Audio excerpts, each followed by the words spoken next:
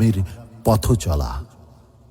1987 সালের 13 মার্চ প্রতিষ্ঠার শুরু থেকেই সন্ত্রাস, খুন, গুম, ধর্ষণ, জুলুম, শোষণ, অন্যায়, নির্যাতন, দুর্নীতি ও বৈষম্য সহ সকল অন্যায়ের প্রতিবাদে, অধিকার আদায়ে, আন্দোলন সংগ্রামে, আপোষহীন সব কার্যক্রমে সবার আগে সোচ্চার ছিল ইসলামী আন্দোলন বাংলাদেশ। 1990-এ স্বৈরাচার এরশাদ সরকার পতন আন্দোলনেও সক্রিয় ভূমিকা পালন করে ইসলামী আন্দোলন বাংলাদেশ।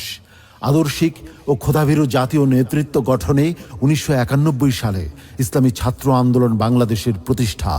1992 সনের ঐতিহাসিক বাবরি মসজিদ ভাঙার প্রতিবাদ, 1994 সনে তসলিমা নাসরিন বিরোধী আন্দোলন এবং দেশত্যাগে অগ্রণী ভূমিকা পালন, তত্ত্বাবধায়ক সরকার প্রতিষ্ঠার দাবিতে 1995 সালে ঐতিহাসিক মুক্তাঙ্গন ময়দানে গণ অবস্থান, ভণ্ড প্রতারক দেওয়ানবাগের বিরুদ্ধে ঐতিহাসিক রক্তক্ষয়ী আন্দোলনের নেতৃত্ব দান, ভারতকে ট্রানজিট দেওয়ার নামে করিডোর প্রদান, পানি ও বিদ্যুৎ সংকট, শিখা চিরন্তন নামক অগ্নিশিখা স্থাপন, আইন শৃঙ্খলার চরম অবনতি ও সন্ত্রাস দমনে আওয়ামী লীগের ব্যর্থতার প্রতিবাদে 1997 সালের 21 মার্চ ঢাকায় বিক্ষোভ, শেখ হাসিনা সরকারের বিরুদ্ধে আন্দোলনকে সুসংহত করার লক্ষ্যে 1997 সালের এপ্রিলে ঢাকায় 3 দিনব্যাপী জাতীয় সংহতি সম্মেলন, আওয়ামী সরকারের জননিরাপত্তা আইনের বিরোধিতা করে আওয়ামী লীগ সরকারের পদত্যাগ এবং ইসলামী শাসনতন্ত্র কায়েমের লক্ষ্যে 1999 সালের 31 মার্চ পল্টন ময়দানে মহাসমাবেশ,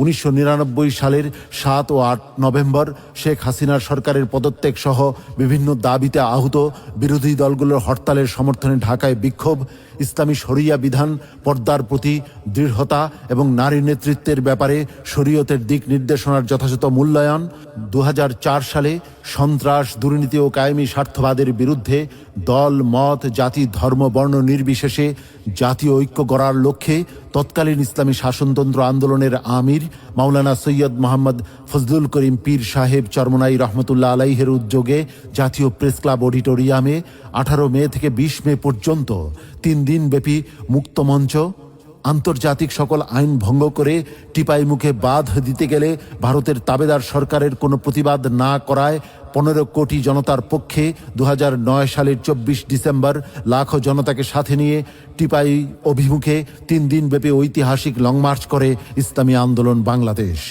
2011 সালে আওয়ামী সরকার কর্তৃক সংবিধান থেকে আল্লাহর উপর পূর্ণ আস্থা ও বিশ্বাস উঠিয়ে দেওয়ার প্রতিবাদে দেশব্যাপী হরতাল, ঢাকার মুক্তাঙ্গনে ঐতিহাসিক গণ অবস্থান।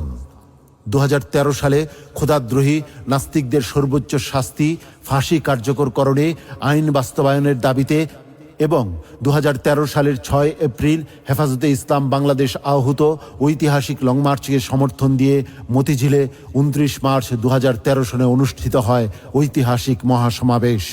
স্বৈরাচার হাসিনা সরকার 2014 সালে সবগুলো রাজনৈতিক দলকে উপেক্ষা করে একক নির্বাচনের আয়োজন করলে প্রহসনের সেই নির্বাচনকে বয়কট করে ইসলামী আন্দোলন বাংলাদেশ। মিয়ানমারে জান্তা সরকার কর্তৃক বর্বরচিত রোহিঙ্গা মুসলিম গণহত্যা, ধর্ষণ, বাড়িঘরে অগ্নিসংযোগ, জাতিসংঘের তত্ত্বাবধানে বাংলাদেশে আশ্রয় গ্রহণকারী 5 লক্ষাধিক রোহিঙ্গাকে তাদের স্বদেশ মিয়ানমারে ফিরিয়ে নেয়া এবং আন্তর্জাতিক আদালতে রোহিঙ্গা মুসলমানদের গণহত্যা ও ধর্ষণের বিচার দাবিতে 18 ডিসেম্বর 2016 মিয়ানমার অভিমুখে ঐতিহাসিক লং মার্চ। পবিত্র হজ ও রাসূল সাল্লাল্লাহু আলাইহি ওয়াসাল্লাম সম্পর্কে কটূক্তির অভিযোগে লতিফ সিদ্দিকীর সর্বোচ্চ শাস্তির দাবিতে 2014 সালের 23 ডিসেম্বর রাজধানীর সোহরাওয়ার্দী উদ্যান থেকে প্রায় 400 গাড়ি বহন নিয়ে 2 দিনব্যাপী ঢাকা রংপুর রোড মার্চ কর্মসূচি বাস্তবায়ন। 2015 সালে মার্চ ফর পিস, 2016 সালে বিতর্কিত হিন্দুত্ববাদী শিক্ষানীতি বাতিল এবং সুপ্রিম কোর্ট প্রাঙ্গণ থেকে গ্রিক দেবীর মূর্তি অপসারণের দাবিতে 2017 সালে জাতীয় মহাসমাবেশ। ভারতীয় সংখ্যালঘু মুসলমানদের ওপর বিভিন্ন মিথ্যা অজুহাতে ভারত সরকারের অব্যাহত জুলুম, নির্যাতন, খুন, ধর্ষণ এবং গরু জবাই সহ ধর্মীয় আচার অনুষ্ঠানে বাধা প্রদানের প্রতিবাদে ভারতীয় দূতাবাস অভিমুখে 30 জুলাই 2019 ঐতিহাসিক গণমিছিল ও স্মারকলিপি প্রদান। ভারতে হিন্দু মুসলমান দাঙ্গা লাগানোর কারিগর, মুসলিম হত্যাকারী, বাবরি মসজিদ ধ্বংসকারী, উগ্র হিন্দুত্ববাদী নেতা নরেন্দ্র মোদীকে 2021 সালের 26 মার্চ বাংলাদেশের স্বাধীনতার সুবর্ণ জয়ন্তী অনুষ্ঠানে আমন্ত্রণ জানালে মোদী বিরোধী আন্দোলনের নেতৃত্ব দেয় ইসলামী আন্দোলন বাংলাদেশ। বারবার দেশের মানুষকে ধোঁকা দেয়া, নিত্য প্রয়োজনীয় দ্রব্যমূল্যের ক্রমাগত বৃদ্ধি, নির্যাতিত আলেম ওলামাদের মুক্তির দাবিসহ পিআর পদ্ধতি বা সংখ্যানুপাতিক হারে নির্বাচনী ব্যবস্থার প্রবর্তন করে জাতীয় সরকার গঠনের দাবিতে ঢাকার গুলিস্তানে শহীদ মতিউর রহমান পার্কে 1 এপ্রিল 2022 ঐতিহাসিক মহাসমাবেশ করে ইসলামী আন্দোলন বাংলাদেশ। মৃতপ্রায় নির্বাচন কমিশনের দেয়া ওয়াদার পরীক্ষামূলক নির্বাচন, সিটি কর্পোরেশন নির্বাচনে অংশগ্রহণ করে কারচুপির ঘটনা এবং বরিশাল সিটি কর্পোরেশনের প্রার্থী ইসলামী আন্দোলন বাংলাদেশের সিনিয়র নায়েবে আমির মুফতি ফয়জুল করিম শায়েখে চরমনায়ের উপর ক্যাডার বাহিনী ছাত্রলীগ হামলা করলে, রক্তাক্ত করলে সবগুলি সিটি নির্বাচন বর্জন করে ইসলামী আন্দোলন বাংলাদেশ। এই নির্বাচন বর্জনের ঐতিহাসিক ঘোষণা সকল রাজনৈতিক বিরোধী দলকে এক মোহনায় মিলিত করে। জাতীয় ঐকমত্য তৈরি হয় প্রহসনের নির্বাচনের বিরুদ্ধে। অথর্ব প্রধান নির্বাচন কমিশনারের পদত্যাগ, ব্যর্থ নির্বাচন কমিশন বাতিল, সংখ্যানুপাতিক নির্বাচন বা পিআর পদ্ধতির প্রবর্তন এবং সংসদ ভেঙে জাতীয় সরকারের অধীনে সুষ্ঠু নিরপেক্ষ জাতীয় নির্বাচনের দাবিতে ঢাকার গুলিস্তানে 20 অক্টোবর 2023 ঐতিহাসিক ছাত্র যুব সমাবেশ করে ইসলামী ছাত্র আন্দোলন বাংলাদেশ ও ইসলামী যুব আন্দোলন বাংলাদেশ। ছাত্র যুব সমাবেশে ঐতিহাসিক ভাষণে মুফতি ফয়জুল করিম শায়েখে চরমনাই বলেন, ফিলিস্তিনিরা বাঁচার জন্য জীবন উৎসর্গ করছে, সংগ্রাম করে যাচ্ছে। আমরাও জীবন উৎসর্গ করে আওয়ামী লীগের বিরুদ্ধে ঝাঁপিয়ে পড়ব। আওয়ামী লীগকে উৎখাত করেই ছাড়ব ইনশাআল্লাহ। কোনো অবস্থাতেই আগামী নির্বাচন আওয়ামী সরকারের অধীনে হবে না। প্রহসনের নির্বাচন আমরা সহ্য করব না।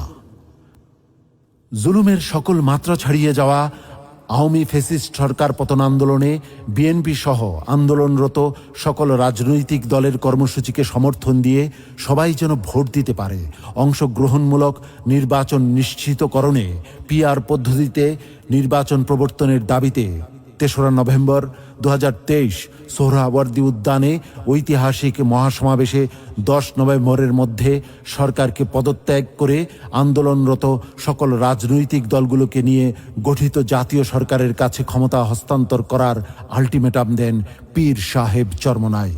স্বাধীন ফিলিস্তিন রাষ্ট্রের দাবিতে 31 মে পীর সাহেব চরমনাইয়ের নেতৃত্বে ঢাকায় বিশাল গণমিছিল করে ইসলামী আন্দোলন বাংলাদেশ। 2024 সালের একক নির্বাচন বর্জন করার আহ্বান জানিয়ে দেশবাসীকে ভোট কেন্দ্রে না যেতে অনুরোধ করেন পীর সাহেব চরমনাই। ইসলাম, দেশ ও মানবতা বিরোধী দুর্নীতি, অপকর্ম সহ সব ধরনের ষড়যন্ত্র এবং চক্রান্তের বিরুদ্ধে প্রতিবাদে গণমানুষের অধিকার আদায়ে সবসময় সবার আগে মাঠে সক্রিয় থেকে অগ্রণী ভূমিকা পালন করেছে ইসলামী আন্দোলন বাংলাদেশ। ব্যতিক্রম হয়নি স্বৈরাচার ফ্যাসিস্ট খুনি হাসিনার পতন আন্দোলন সংগ্রামে।